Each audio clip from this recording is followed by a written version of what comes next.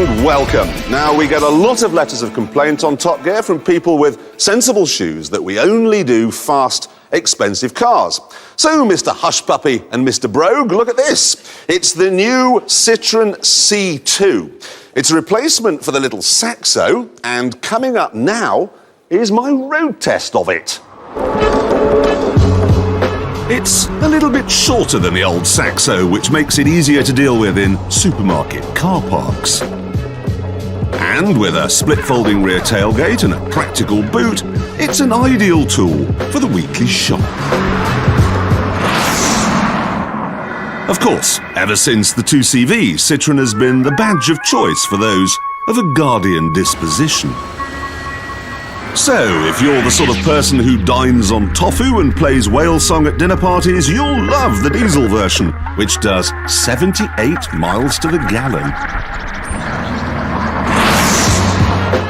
Old people are going to like the way it's so easy to drive, and the prices too, which start at just £7,500. And this being Citroën already, there's a £500 cashback offer.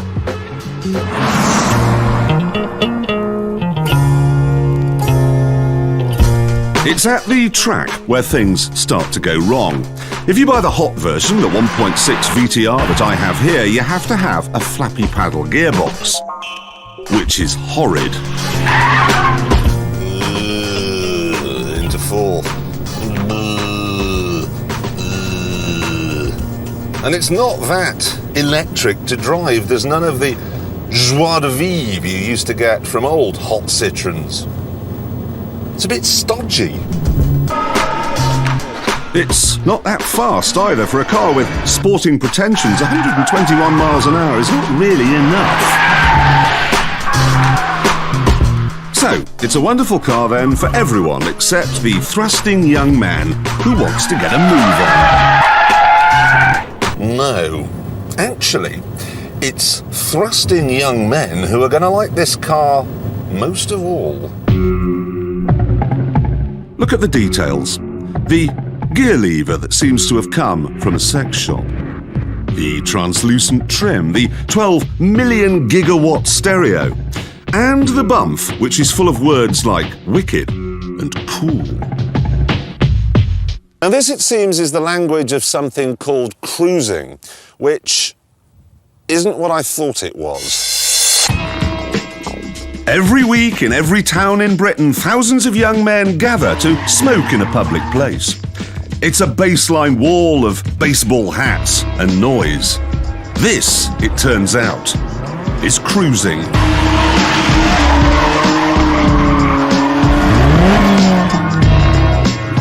Oh, look at that one. The Mitsubishi L200 van. This cruising thing, what's it about? What's it about? Yeah. About flexing, man. It's about what? Flexing, like, have a good time and all. Flexing? Yeah. What are you on about? What is flexing? Flexing means winding, basically. It means winding. But I don't know why you I'm none the wiser. We're flexing, we're winding. I've got cameras. Does anybody here speak English? Does anybody speak English here? showing off.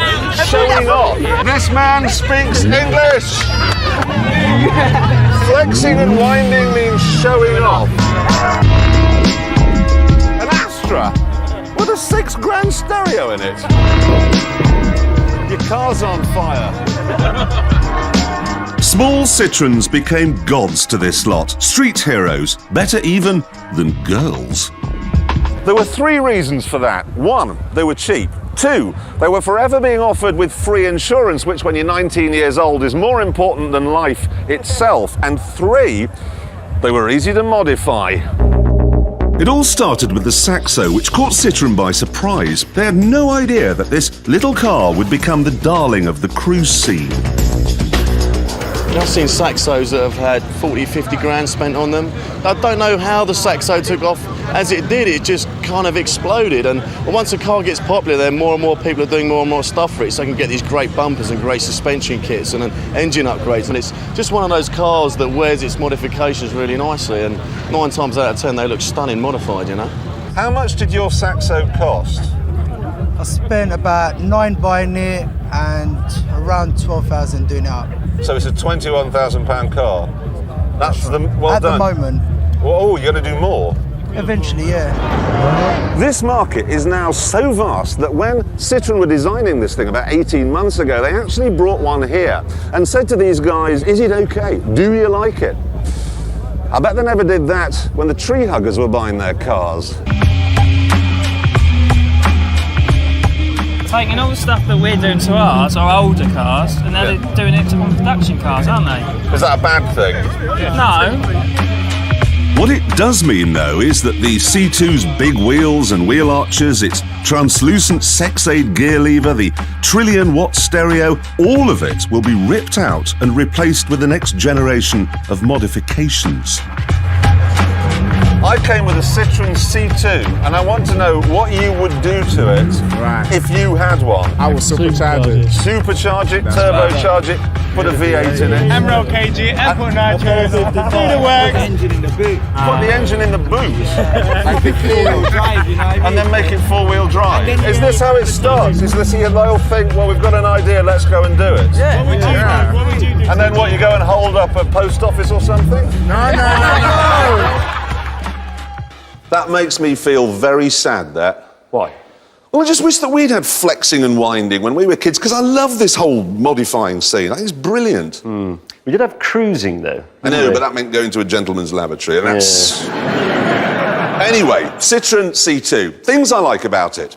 It's already available with free insurance. I like the fact it's smaller than the Saxo that it replaces. I love this split-folding rear tailgate like you get on a Range Rover. And already there's a new model called the GT, which has a 1.6-litre engine, and you don't have to have the flappy paddle gearbox with Well, it. thank God for that. The only drawback, so far as I can see, is that Citroën never does terribly well in reliability surveys. No, they don't. And it has to be said that our favourite small car, which is still the Toyota Yaris, that generally does pretty well. It does. So we would still say that if you are a young man who wants to modify his car, or a Guardian reader, or a normal person, the Yaris is probably still your best bet. And the Yaris does come with free insurance, and your dealer will tell you that that's only until December the 19th. But don't worry, we know better. That'll be extended. It will be extended. And that's a smooth link. We like a smooth link on Top Gear. He's talking about Toyota.